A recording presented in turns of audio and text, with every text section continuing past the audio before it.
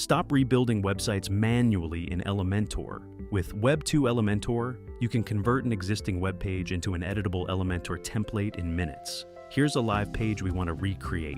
Just open the Web2Elementor Chrome extension and start the conversion. In seconds, Web2Elementor generates a ready-to-use Elementor JSON file. Download it, then go to your WordPress dashboard. Open Elementor, go to Templates, and upload the JSON file as a content template. Next, create a new page in WordPress and edit it with Elementor. In the page settings, change the layout to Elementor Canvas. Now, insert the content template you just uploaded, and there it is.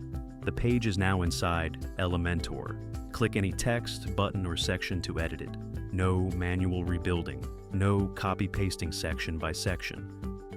Convert web pages into editable Elementor templates with Web2Elementor.